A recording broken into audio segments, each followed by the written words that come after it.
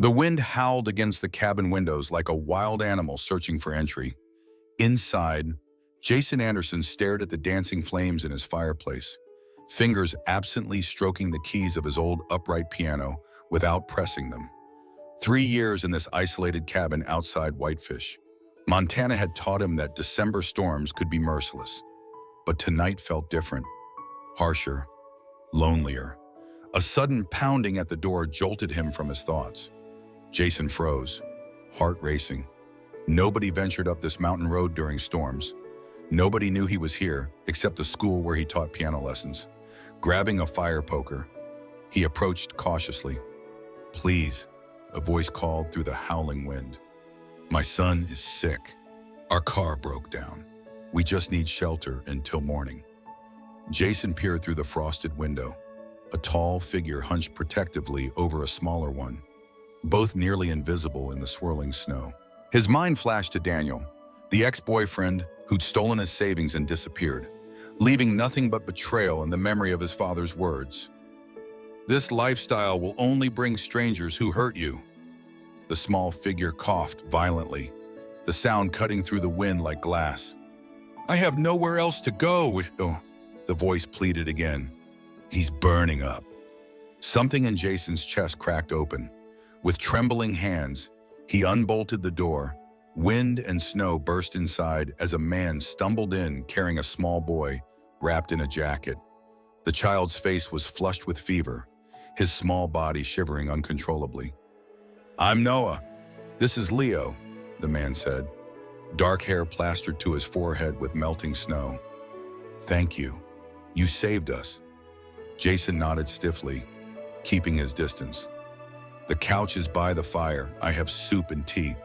As Noah gently laid Leo on the worn leather couch, Jason noticed his careful movements, the protective way he tucked his own scarf around the boy's neck.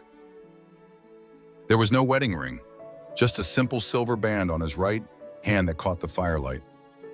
In the kitchen, Jason prepared his grandmother's chicken soup, adding extra thyme and garlic like she had taught him. He stole glances at the strangers by his fire, the man stroking his son's forehead, whispering reassurances. For the first time in years, his cabin felt less empty, and that realization terrified him more than any storm. Sometimes the most unexpected knocks lead to the doors we never knew we needed to open. For more stories that warm your heart on cold nights, subscribe to Heart Stories, where every beginning has meaning. Morning light filtered through frost-covered windows as Jason awoke in his armchair, neck stiff from keeping vigil. The cabin smelled different, coffee and something sweet. Following the scent to the kitchen, he found Noah at the stove, flipping golden pancakes with practiced ease. "Hope you don't mind," Noah said, glancing up. "Leo's fever broke around dawn.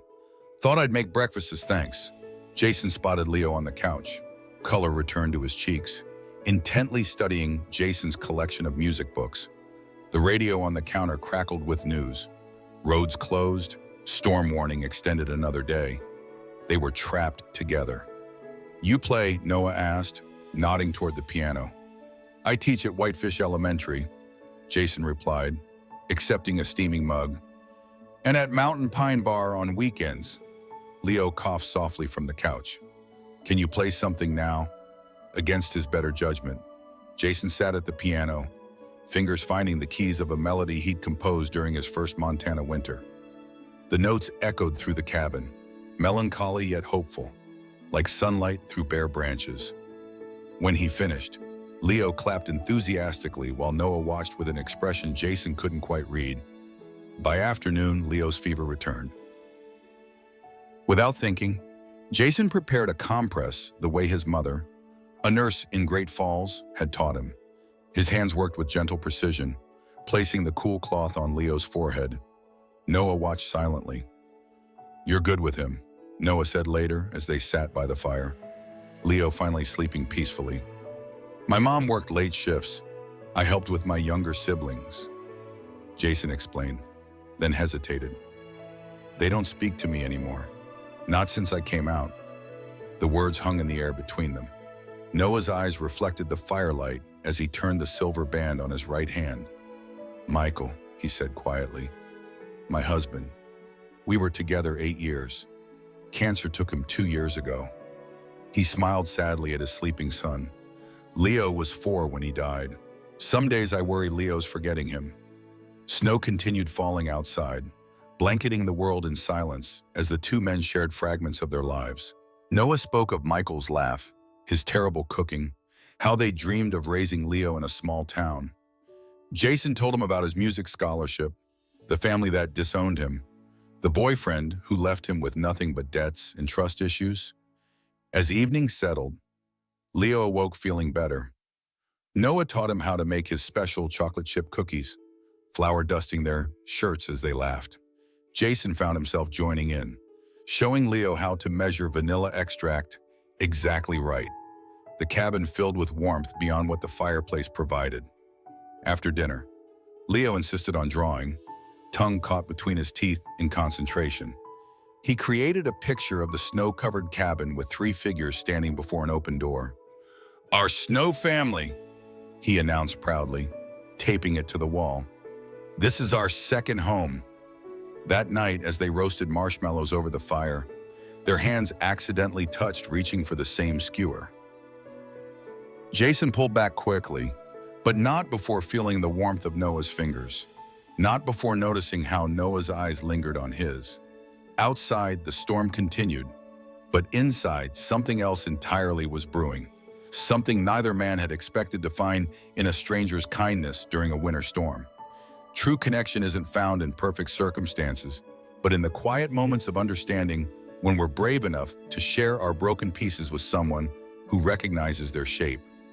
Morning brought clearing skies and unspoken tension. Jason prepared for his teaching shift at Whitefish Elementary, gathering sheet music and brushing snow from his old Subaru. The plows had finally cleared the main roads.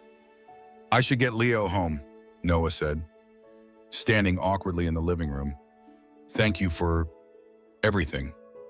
Jason nodded, avoiding eye contact. "Lock up when you leave.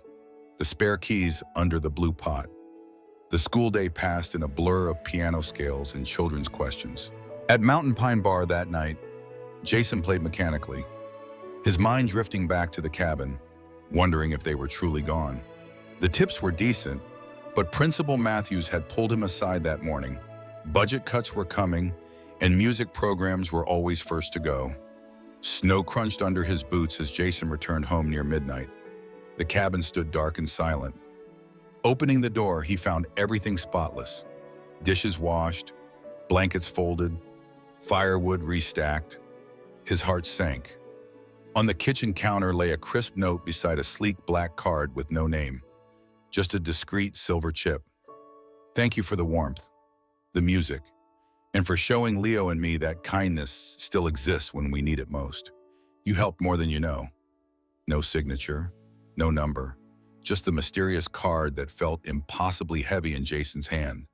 Jason slid to the floor, an unexpected emptiness washing over him. Checking Leo's drawing still taped to the wall, he noticed a small teddy bear tucked behind the couch, Leo's favorite, forgotten in their first hasty departure. Holding it, Jason realized how quickly his carefully constructed solitude had been disrupted by a pair of unexpected visitors. 2 weeks passed. Jason's shifts at the school were reduced as the music program faced cuts. Mountain Pine Bar announced its sale to new owners who wanted a different atmosphere. January bills piled up, including a repair estimate for the failing furnace that made Jason's stomach knot. Curiosity eventually drove him to First Montana Bank, the black card burning in his pocket. "This belongs to someone else," he explained to the teller. "I just want to return it." The woman's eyebrows rose slightly as she examined the card. "This is a private account with West Summit Foundation. Very exclusive. Whoever gave you this," she paused, sliding it back, "must trust you implicitly." That night, as temperatures dropped below zero and the furnace sputtered ominously, Jason played Noah's melody on the piano, a piece he'd composed thinking about their conversations.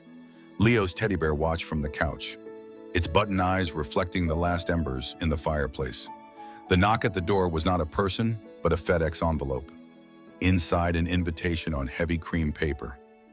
West Summit Foundation requests your presence for an interview regarding our new youth arts initiative. Travel arrangements enclosed. The signature at the bottom made Jason's heart stop. N. Parker, CEO. Denver awaited, and with it, answers to questions Jason hadn't even known to ask. The teddy bear went into his suitcase first, a reason to see them again, even if it was the only one he allowed himself to acknowledge. Sometimes what feels like an ending is merely life-clearing space for something better to begin, if only we have the courage to follow unexpected paths. The West Summit Foundation headquarters rose 20 stories above downtown Denver, all glass and sustainable wood. Nothing like the humble cabin where Jason had first met its CEO. Clutching Leo's teddy bear and his portfolio, Jason entered the sleek lobby feeling thoroughly out of place in his best flannel shirt and only decent jeans. "Mr. Anderson," the receptionist smiled warmly. "Mr. Parker is expecting you. 32nd floor." The elevator climbed silently, carrying Jason toward an encounter he'd rehearsed countless ways during the flight. None of his imagined scenarios prepared him for the reality. Noah Parker, in a tailored charcoal suit, standing before floor-to-ceiling windows overlooking snow-capped mountains. He turned, and Jason saw the same kind eyes from the cabin, now framed by professional confidence. "Jason," Noah said, voice soft with genuine pleasure. "Thank you for coming." Before Jason could respond, a small whirlwind burst through the door. "Pop, you found the man who plays piano," Leo exclaimed, spotting Jason and rushing toward him. "You brought Bear. I knew you'd keep him safe." Jason knelt, returning the teddy bear to eager arms, throat tight with unexpected emotion. Noah watched the reunion with an unreadable expression. Over lunch in Noah's private conference room, the story unfolded. After losing Michael, Noah had channeled his grief into building West Summit Foundation, focused on supporting LGBTQ+ families facing hardship. The night in Jason's cabin had sparked something new. "We're launching Open Hearts, arts therapy for children from LGBTQ+ families facing discrimination or loss." Noah explained, "Your experience, your talent with Leo. I want you to lead it." Jason stared at the proposal folder. "I'm not qualified. I'm just a small-town piano teacher who connected with a traumatized 6-year-old when nothing else could." Noah countered, "Leo hasn't stopped talking about your music since that night." The conference room door opened, revealing a stern-faced man in an expensive suit, Charles Hemsworth. Noah introduced major donor and board member. His disapproving glance at Jason spoke volumes. "Mr. Parker," a word Hemsworth requested, voice crisp with barely concealed disdain. Later, Noah confessed Hemsworth objected to Jason's lack of credentials, though his sidelong glances at Noah and Jason suggested the real objection lay elsewhere. That evening, Noah invited Jason to his home for Thanksgiving dinner, a beautiful brownstone filled with photographs of Michael and Leo. Noah's mother Martha greeted Jason with polite reserve that slowly warmed over pumpkin pie when Leo proudly played the simple melody Jason had taught him. After Leo's bedtime, Jason called his parents from Noah's guest room. His mother answered, voice hopeful until he mentioned Denver, the foundation, and Noah. The line went silent. Then his father's voice, "We've discussed this. When you're ready to stop this lifestyle, we'll talk." The call ended. Jason stared at his phone, an old pain resurfacing. 3 months passed. Jason divided his time between Montana and Denver, building the program, navigating board meetings, and maintaining professional distance from Noah despite the current that hummed between them whenever they were alone. So the program flourished, helping dozens of children express through art what they couldn't through words. Still, Jason felt caught between worlds, Montana's solitude and Denver's possibilities, both beckoning, neither fully home. Then Noah proposed a weekend trip. "Leo misses the cabin," he said simply. "So do I." Sometimes the greatest act of courage isn't facing what's ahead, but returning to where you began with new eyes and an open heart. The cabin appeared through swirling March snowflakes, transformed yet familiar, fresh paint, repaired steps, new windows, but the same weathered charm Jason had come to love. Noah parked his SUV, watching Jason's stunned expression. "You bought it," Jason whispered. "The bank was foreclosing after the landlord passed," Noah explained. "I couldn't let someone else have it." Inside, the cabin welcomed them with warm air and polished hardwood. Leo's drawing hung framed above the fireplace. But what stole Jason's breath was the gleaming baby grand piano in the corner where his upright had stood. "Play something," Noah urged softly. That evening, they fell into a rhythm as natural as breathing. Jason taught Noah his grandmother's beef stew recipe, Leo helping measure ingredients with solemn concentration. They baked an apple pie, the cinnamon scent weaving through the cabin like a memory of something not yet experienced but somehow known. After dinner, as snowflakes danced outside the windows, they played board games by the fire, Leo's laughter filling spaces that had known only silence. When Leo finally dozed off, Noah carried him to bed, returning to find Jason at the piano, playing softly. "He called me Pop once," Jason said, fingers never leaving the keys. "At your office that first day." Noah sat beside him on the bench. "He asks about you every day.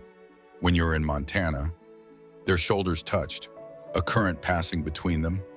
Noah's hand found Jason's, stilling the music. "I was terrified to feel anything after Michael," Noah confessed. "Then a snowstorm forced me to your door, and you opened it despite every reason not to. You showed Leo kindness when I was desperate. You played music that made something inside me wake up." Jason turned to face him fully. "I built walls after Daniel left. Then you arrived, and they weren't enough." Leo's cry interrupted them. A nightmare. They rushed to his room together, finding him tangled in blankets, tears streaming down his face. "Daddy Michael was gone again," he sobbed as both men comforted him, 4 hands working in unison to soothe, to reassure.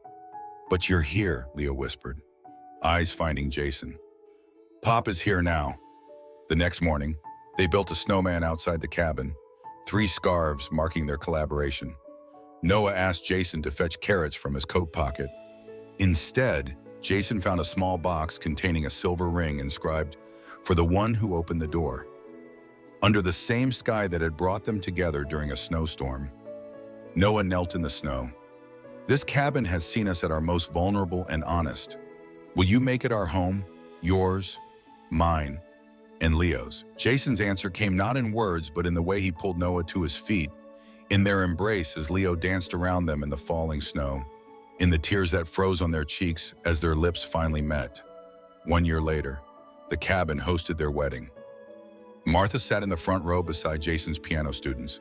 Even one of Jason's brothers came, a tentative step toward reconciliation. The West Summit Foundation had opened a Whitefish branch, bringing arts therapy to rural Montana children. What unexpected knock has changed your life? What door have you opened despite your fears? Share your story in the comments below and subscribe to Heart Stories, where we believe every act of courage, no matter how small, can transform not just one life, but generations to come.